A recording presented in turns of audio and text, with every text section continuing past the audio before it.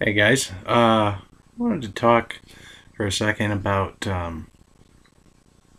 some of the husbandry issues. Why is it bad for the animals to not be kept with proper environment, like heat, humidity, things like that, diet, etc., etc. And I had an example. Um, this is Princess. She's a Savannah monitor. Pretty good size for 8, 10 month, maybe 1 year old.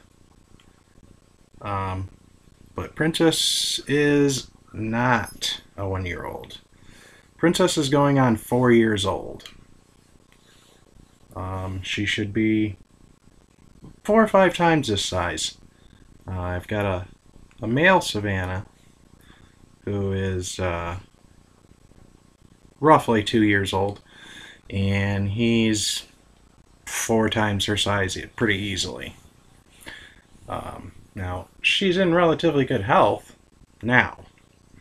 The first year and a half of her life, she was kept by somebody who was really into macaws, and they had a lot of loud, annoying, nasty birds.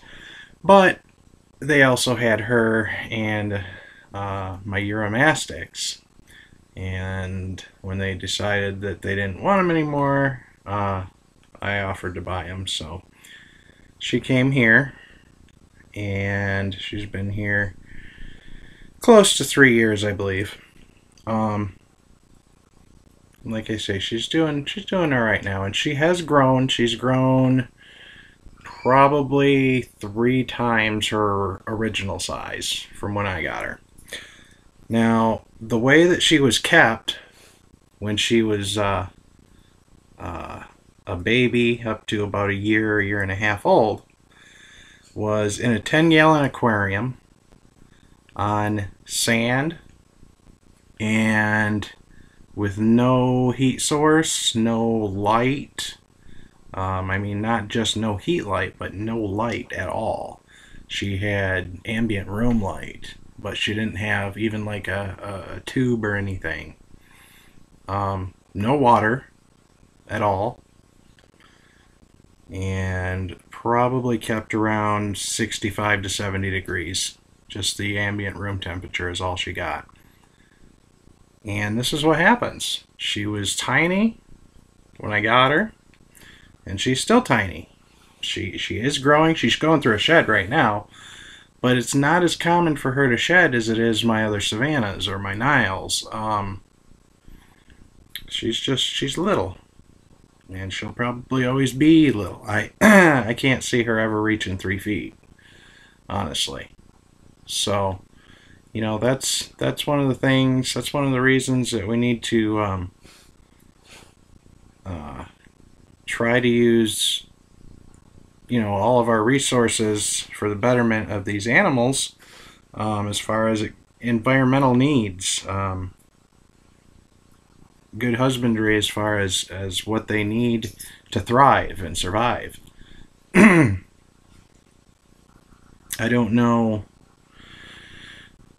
how much damage it will or could do, but I'm sure that the stunting of her growth will have some sort of impact on her internal organs. She may not live as long as most Savannah monitors because of it.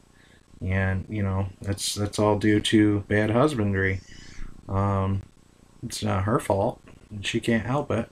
She, you know, they work with what they're given, and it's up to us to provide for them what they need. So when you don't get it right, you can have problems like this. So I just wanted to talk about that for a minute, and let me know if you guys like these videos. I usually just, you know, get some footage of the animals and stuff, but every now and then something, you know, gets stuck in my head and I want to talk about it, and I thought she would be a good example of of what can happen, you know, when they're not given what they need. So, I mean, her bones are strong. She's active. She's not real chubby. She's a little bit chubby, but not too bad. She's responsive and everything. She would rather I just leave her alone. She's not big on people, but she does tolerate me. This is the one that some of you have heard me or seen me type about that is semi-social. She doesn't get anything out of social interaction. She doesn't enjoy it, but she doesn't hate it either. She'd rather just run away from me and hide in her burrow, wouldn't you? Yeah. So that's Princess, a little Xanthomedicus Savannah monitor.